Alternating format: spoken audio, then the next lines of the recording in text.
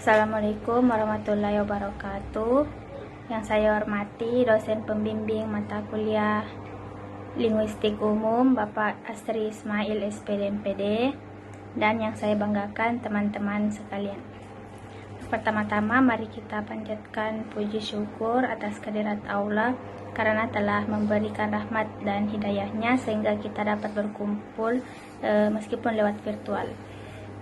Tak lupa pula salawat serta salam kita curahkan kepada junjungan kita Nabi Muhammad SAW.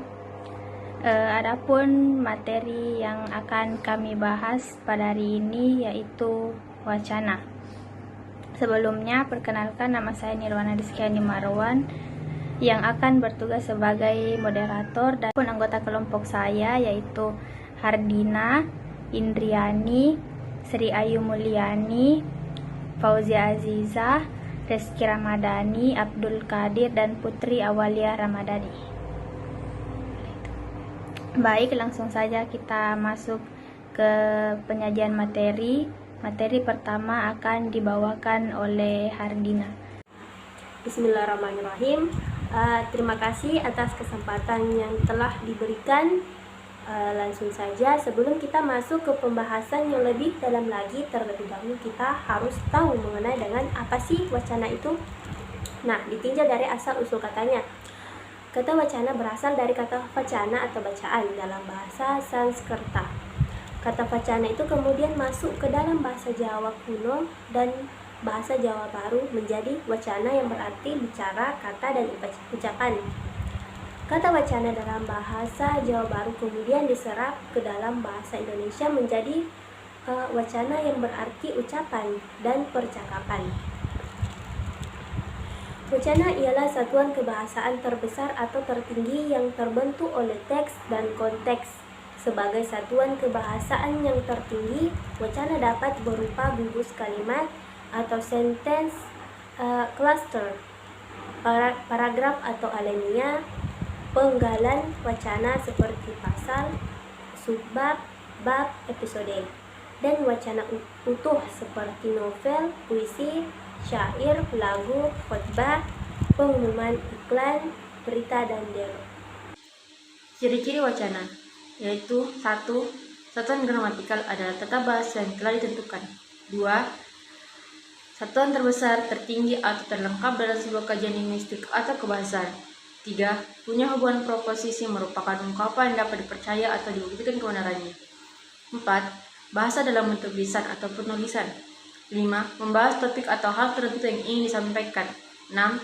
Memiliki hubungan konstituentis, artinya wacana disusun secara keberlanjutan atau berkesinambungan. 7. Memiliki hubungan kohensi atau koherensi, artinya wacana memiliki keterkaitan antara unsur dalam suatu teks serta memiliki hubungan logis antara kalimat dalam satu paragraf. Unsur-unsur wacana terdiri dari dua, yaitu unsur internal dan unsur eksternal. Unsur internal terdiri dari topik, tema, judul, dan kalimat. Unsur-unsur eksternal terdiri dari konteks, implikatur, presuposisi, dan inferensi. Pembahasan yang kedua yaitu berdasarkan media yang dipakai, yaitu yang pertama wacana lisan. Wacana lisan adalah wacana yang dihasilkan dengan cara diucapkan. Yang kedua wacana tertulis. Wacana tertulis adalah wacana yang diwujudkan secara tertulis. Jenis wacana berdasarkan keaktifan partisipasi dan komunikasi terbagi menjadi 3, yaitu 1. Wacana monolog, 2. Wacana dialog, dan ketiga wacana popilog.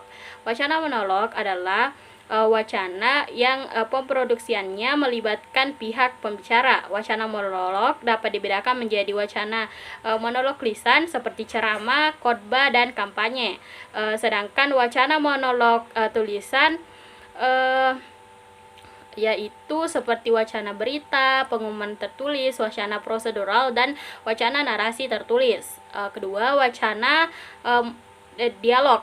Wacana ini adalah wacana yang melibatkan dua pihak yang bergantian seperti pembicara dan pendengar. Contoh wacana dialog adalah tegur sapa, tanya jawab guru dengan murid, dialog dokter dengan pasien, tawar-menawar dalam peristiwa jual beli. Ketiga, wacana popilog adalah wacana yang diproduksi melalui 3 jalur atau lebih. Pemproduksian wacana popilog pada dasarnya sama dengan pemproduksian wacana dialog karena keduanya melibatkan pihak-pihak yang bergantian peran sebagai pembicara dan pendengar. Contoh wacana popilog adalah percakapan, diskusi, rapat, musyawarah, sidang, dan sarasehan. Berdasarkan tujuan pembuatan, wacana narasi, wacana deskripsi, wacana eksposisi, wacana eksplanasi, wacana argumentasi, wacana persuasi, wacana informatif, wacana prosedural, wacana hortatori, wacana humor, wacana jurnalistik. Berdasarkan bentuknya, wacana epistolari, wacana kartun, wacana komik, wacana syair lagu, wacana mantra atau wacana doa. Wacana langsung atau tidak langsung. Wacana langsung adalah kutipan wacana yang sebenarnya dibatasi oleh intonasi dan punktuasi. Sedangkan wacana yang tidak langsung adalah pengungkapan kembali wacana tanpa mengutip harfiah kata-kata yang dipakai oleh pembicara dengan menggunakan konstruksi gramatikal atau kata tertentu, antara lain dengan klausa, subordinatif, kata bahwa, dan sebagainya. Menurut genre sastra, wacana lazim dibedakan menjadi wacana prosa, wacana puisi, dan wacana drama. Wacana-wacana tersebut memiliki bentuk yang berbeda-beda pula.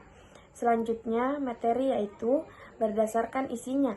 Berdasarkan isinya, wacana dapat dibedakan menjadi wacana politik, wacana olahraga, wacana ekonomi, wacana ilmiah, wacana filsafat, wacana pertanian, wacana pendidikan, dan sebagainya. Wacana-wacana tersebut memiliki register yang berbeda-beda. Itulah tadi penyajian materi dari kelompok kami. Saya sebagai moderator meminta maaf jika terdapat kesalahan, kurang dan lebihnya mohon dimaafkan. Terima kasih. Assalamualaikum warahmatullahi wabarakatuh.